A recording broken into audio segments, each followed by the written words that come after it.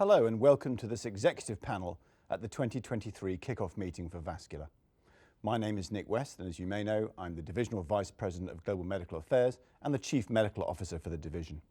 Joining me today on the executive panel are three members of Vascular senior staff. I'm delighted to welcome Chuck Williams, who is no stranger to Vascular, but he recently took up a new role as Divisional Vice President of Global Marketing. I'm joined by Jennifer Jones-McMeans, who is the Divisional Vice President of Global Clinical Affairs for Vascular. And finally, no stranger to any of you, I'm absolutely sure, for the multiple roles he's held within Vascular leadership, Richard Raposa, Divisional Vice President for Research and Development. Welcome, all of you. So it's great to be back with you all here today. The kickoff meeting is certainly one of the highlights of my year, and it's a time when we as members of the leadership team come together with you with renewed energy and determination for the year ahead to look at how we can deliver what our customers want and need from us. And we need to do this, as we do every year, by not taking our eye off patients impacted by vascular disease. So our focus this year and moving forwards needs to be the patient. That's the real customer. This is what sets us apart from other partners in the industry. That and the fact that we innovate. We are looking at diversity in clinical trials and the research we publish.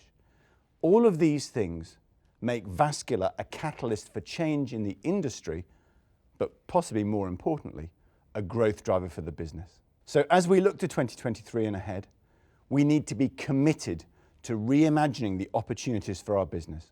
And all of you play an absolutely critical role in making this happen. You're on the front lines, and without your work, none of us could do the work that we do. I'm reminded of one of the reps that I had during my career. What set her apart from the rank and file was two things. Her depth of knowledge of the products, and not only her own products, but also of competitors, and her willingness to give clinical suggestions and be the patient's advocate. Gentle suggestions, not challenging me or the fellows, but gentle suggestions. Hugely valued by everybody, and particularly by the patient. The second thing, her willingness to, if you like, drop the facade of being a sales representative representing a particular company when emergencies occur. So those two things, really important in building relationships with physicians and engaging with them to develop trust. And trust is built by more than simply turning up and delivering our products and our messaging. It comes with time, investment in the relationship, and moreover, showing humanity and that critical advocacy for the patient. So I'd encourage you all to do that. Your influence is greater than you know, and it's critical to our collective success. And that was really evidenced by our recent Net Promoter Score survey results. So this is when we go out to a variety of people in the space and say, what are the things that you look for? We ask the physicians, the healthcare administrators, what do you look for? They look for knowledge. They look for expertise. They look for going above and beyond. If you encapsulate how important those things are to our business, you're going to realize how important you are to all of us. This influence may be no surprise to you, and it's no surprise to us, but we thank you for that, and we thank you for that level of commitment. So, I'm sure you didn't come here just to listen to me talk today. So I'm going to start at the far end with Richard, if I may. Richard, I've talked a bit about the need to shift and reimagine the possibilities of Vascular in order for us to grow. So maybe you could just spend a few minutes and explain to us what that means from an R&D perspective. Of course, reimagining the business or Vascular reimagined means different things to different people in different functions in different countries. For us in R&D, it means we need to rethink the way we design product, the way we develop the product, and the way we collaborate with each other. But I'll give you two very specific examples. We have been collaborating extensively between the stent designers and the software OCT designers in a way that the stent people can learn insights from actual human OCT pullbacks that we actually obtained in the Light Lab experiment that we did, 6,000 pullbacks that we can glean information from, and then adapt the stent design to actual human data and help the software people at the same time develop a model of stent expansion in the vessel so that we can pair the two and design a better DES that actually uses input from real data in humans. Totally different way of doing design for stents. Another example is in DRS, our Esprit BTK system that it just completed enrollment and is in follow-up now. We have to look at that business in a totally different way because the trial is rich with information. The product, as you know from past experience with degradable scaffolds, is rich in information and is a special and different product. But we are launching it to a different customer.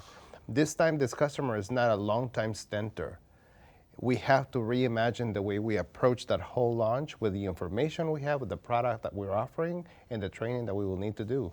And so we're all collaborating across functions to reimagine how this launch will work to make it totally the top success of the year when it comes. Great, thank you, Richard. I mean, that's really clear. And you've talked about two things very close to my heart, one being bioresorbable technologies, and that will be great as and when that comes back for clinical practice as opposed to just research.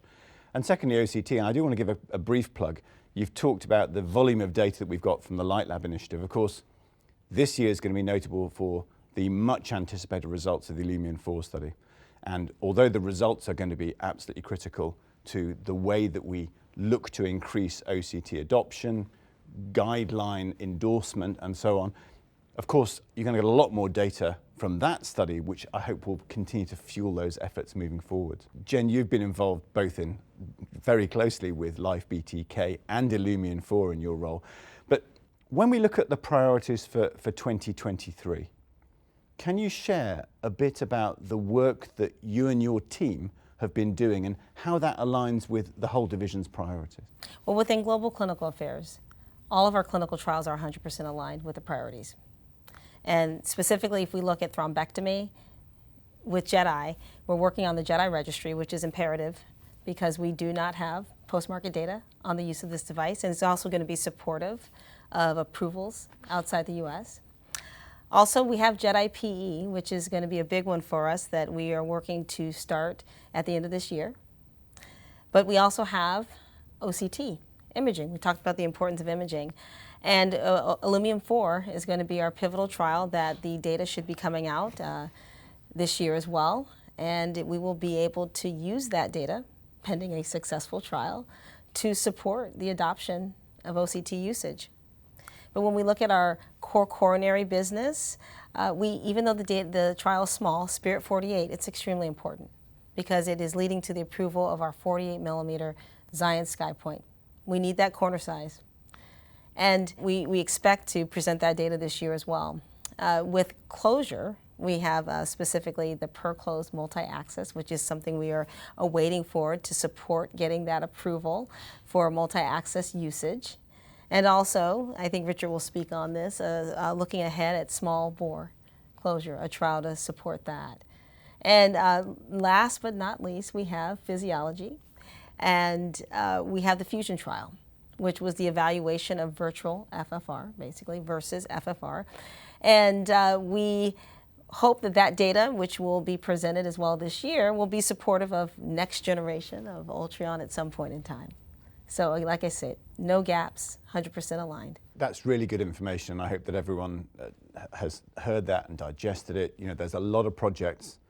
Every therapy area is kind of catered for this year. And I do want to just mention about Spirit 48. I mean, for those in the US, I know this is a big deal. For much of the rest of the world, we've had that device for a long time, and I can't tell you how useful it is. I'm just going to give you a brief anecdote. I remember when my rep came to our lab and they told us they had a 38 millimeter stent. I remember thinking, well, you know, how often are we going to use that? But of course, the 38 has been enormously successful. And then when they came back several years later and said, oh, we've got a 48 millimeter stent, I remember thinking, when am I going to use that? What's the point of that? But I can tell you, we used that an awful lot. I think barely a week went by where I wouldn't use that at least once or maybe even twice. So I think this is a very exciting development, especially with some of the new capabilities for expansion that the Zion SkyPoint platform has. Absolutely, and to add to your anecdote, I think, Nick, you and I spoke about this trial before it started, and it amazingly enrolled faster than the original timeline. So it shows you how much that use of this device was needed and wanted by those in the US. Yeah. Thanks, Jen. So, Chuck, as I mentioned, new role for you, relatively speaking. I know that in the early stages of this job, you were drinking from the fire hose, and there's clearly a lot to take in, and there will be even more as this year goes forward, as all these data come out. Absolutely. So, thinking about all of those things, and other things too, what's most important to you and your team, do you think, to drive us to a successful 2023? Yeah, well, all of this is important, right? All of the data that's coming out, all of the work that we're doing to relaunch OpStar and all the other product works that we're doing, it's all critically important. But for me, right, that's not as important as our teams understanding the value that they bring to their jobs every single day. That's really the thing that's going to make the difference. I know for myself, and I know for many others, right? We got into this because we wanted to be part of something bigger than ourselves, right? And that ability to contribute to something larger, that more important, sort of critically at the center of healthcare, right, is what gets many of us up in the morning. And so, as we think about the discretionary effort that you were talking about from that rep, right? That discretionary effort is critically important, and we need everyone to bring that extra effort, that inspiration, their whole selves to the job, because that is what will make a difference. That is what will make it possible for us to achieve our priorities in 2023. And I want to just amplify that, because this requires commitment from everyone. This effort is discretionary, but we don't want it to be discretionary. We all want you to be committed to this, committed to developing trust with your customers to help us grow and be what we can be in 2023. Yeah, absolutely. But I'm going to just look to the horizon a bit further at this stage. I'm going to ask Richard, so take us into the future. Take us 18 to 24 months down the road. And maybe you can just give the sales team some idea of the work that you and your teams are involved with and what that means. And I think you've given us a little idea of this already, but what it means for the evolution of our products as we move forwards. Sure.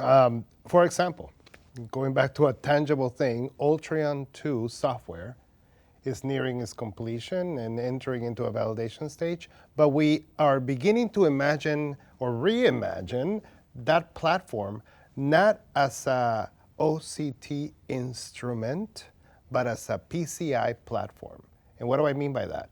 We can do artificial intelligence on the pullback and all of the features of morphology inside the vessel, but we could do it on any other piece of information that exists right there and then, including all of the angiographic information.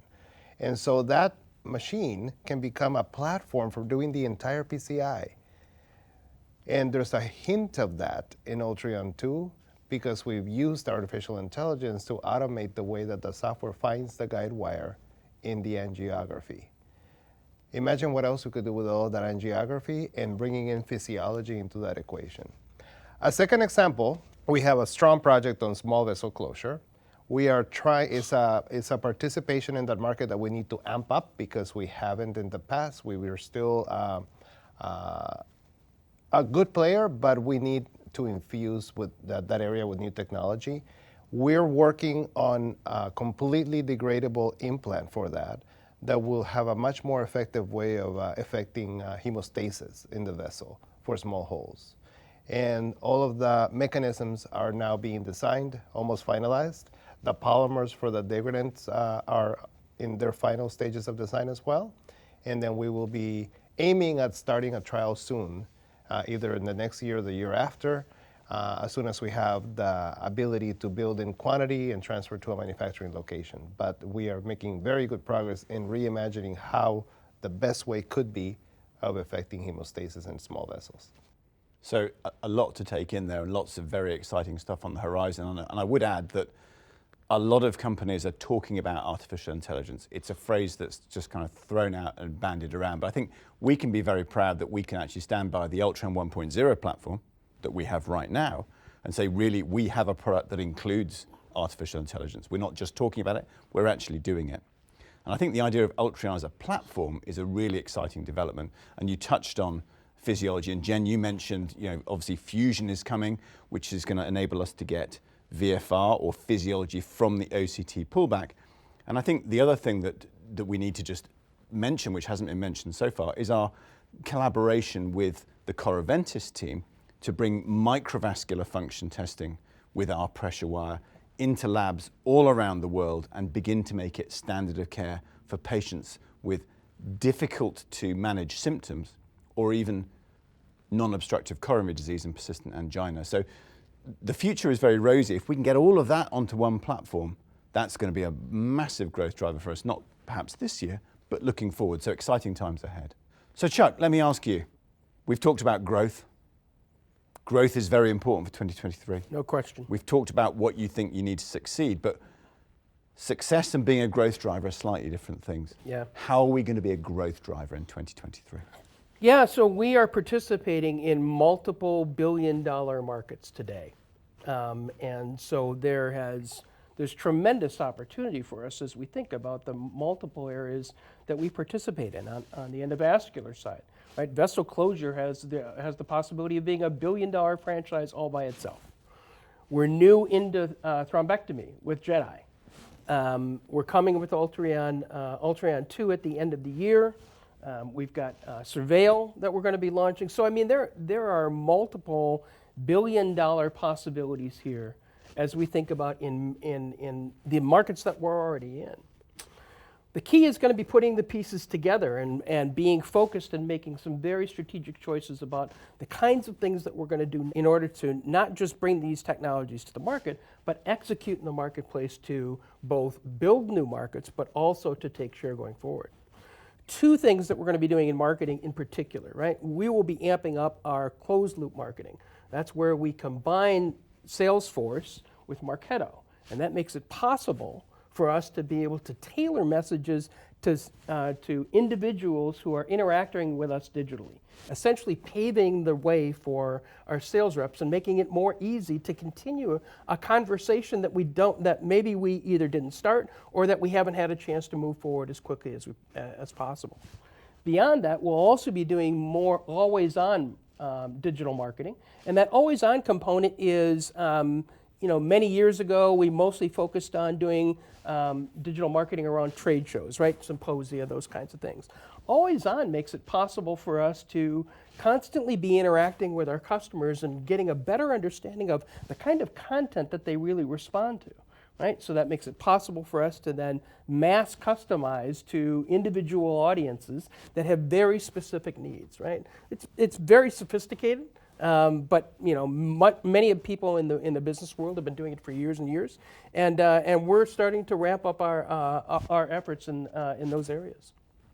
So that's interesting because you've talked already about the devices, the products that people are going to have, but now you're beginning to talk about how we communicate with people and how we keep those lines of communication open.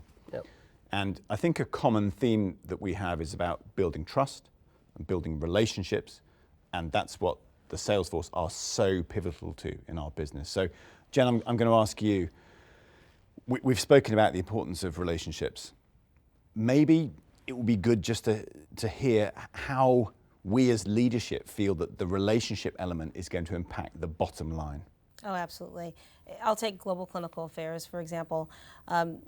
Global clinical affairs cannot exist without solid relationships with the business. And the business can't exist without solid relationships with global clinical affairs. And so it's an exact partnership. And as we have evolved in our technologies and the trials that we are running, we have opened the space by which we are partnering across the business. And commercial has been part of that partnership. Always there are boundaries when we work, and OEC has been a great partner with that.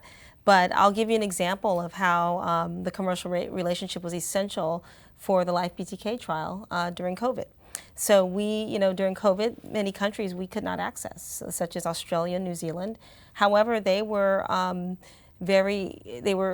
projected to be strong enrollers with some of the physicians we were working with. And so what we did is we worked with some clinicals that were based in Australia and New Zealand, and they went through the rigorous training for our clinical specialists who are in the lab during the procedure, and they became part of our team in our hands, and we appreciate everything that they did because those enrollments were supported by them, and we needed that access and that touch point. And so, we can't doubt, it's so important that we maintain these relationships. The commercial organization is, I've always said, is as many times as our ears to the ground. They let clinical know kind of what is the need of the physician and the patient. And so, we don't take that relationship lightly. So that's really nice because you've touched on the relationships within the business as well as the relationships with the business and our customers that we've spoken about already. So I think that's really important, and building both those elements of trust are going to be critical to success this year and moving forwards.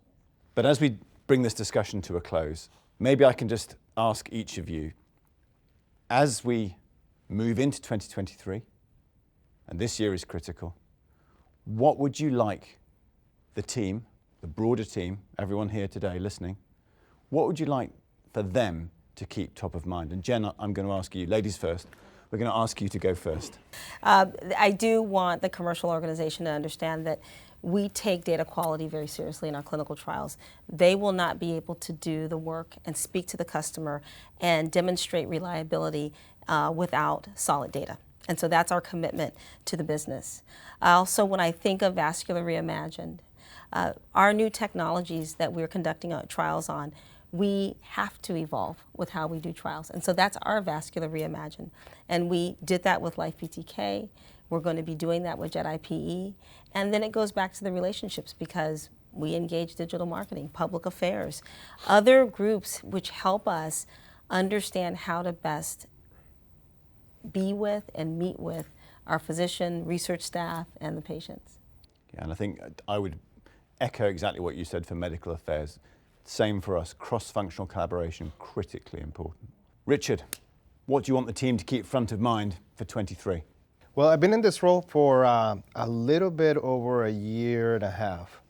And I always think of R&D as a mature garden. There's plants of various ages. There's a good, strong job at having to water, fertilize, and prune, develop careers, cross-pollinate ideas, develop people, but more importantly, transfer the knowledge that people who designed our original products have to younger engineers and scientists, because there's a lot of know-how here. There's a long established tradition in both software and physical products that needs to be transferred on. We need to continue to innovate. We need to involve everybody. We need to learn from each other. So we're in the process of doing that, pruning the garden, fertilizing, making sure we are strong and able to keep this pipeline going. I'll give you two examples again. Ultron 2 has been tested through almost 150 physicians, and it's nearing its endpoint in terms of design lockdown and entering the validation stages. So we are on very good, solid ground to bring Ultron 2 to all of you coming towards the end of this year. And Life PTK, we're entering the last phase of technical questions from FDA. We're answering those questions. Nothing untowards, nothing surprising. So that submission, pending the clinical reporting results, is going to go in, and we will be anxiously awaiting the results of that review. But the submission is solid and it's on rails at this point. So we are very, very happy about that. That's clear. So to extend that horticultural metaphor further, it's all about nurturing what we have to grow into this year. Chuck, I'm going to leave the final word, or almost the final word, with you. What's your expectation? Yeah, so this collaboration that we talk about, right, that we talk about between commercial and clinical affairs and medical affairs, R&D and the clinical organization, R&D and the commercial organization. This collaboration is so critical, right? It's about extending and making that last mile the mile from when we introduce the product to when we put it in the hands of our customers and they put it in to their patients. That last mile is the mile that our commercial organization takes, right? And the importance of going that extra mile to become that trusted advisor has never been more important than it is now. So the things that are important as we think about commercial execution going forward, we need your ideas. We need you to continue to focus and bring that feedback back to us so that we can incorporate that back into product development. We can incorporate that, as Jen was talking about, back into clinical study design, right? We can incorporate that into the types of relationships that we're building with physicians around the world. That's critically important, and there's nothing that can replace that close collaboration between marketing and sales going forward. So I want to encourage all of you to become that trusted advisor, bring us that feedback back, and take our products that last mile, because that last mile is where we impact so many patient lives. Thank you very much, and a great way to end this discussion. So I just want to thank Jennifer, Richard, and Chuck for joining me for this panel and for sharing more about your expectations and hopes for the year ahead, and also for recognizing the critical role that the sales organization plays in Vascular's plans, not just for this year, but moving forwards. And I think if I can just summarize, I think the key takeaways from our discussion today are that we all need to think about how we can reimagine the possibilities for our division.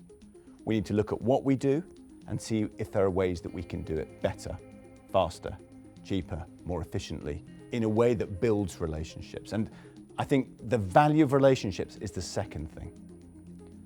Building of trust, building the relationships with healthcare professionals, hospital systems, even in some instances with the patients themselves. That's going to be critical to enable us to be the growth driver that Abbott, the broader company, expects of us this year and moving forwards. So with that, I'm excited. I'm confident that this year will be one of the best years for Vascular, and I look forward to all of your commitment to making this a reality in 2023. Thank you very much indeed for joining us.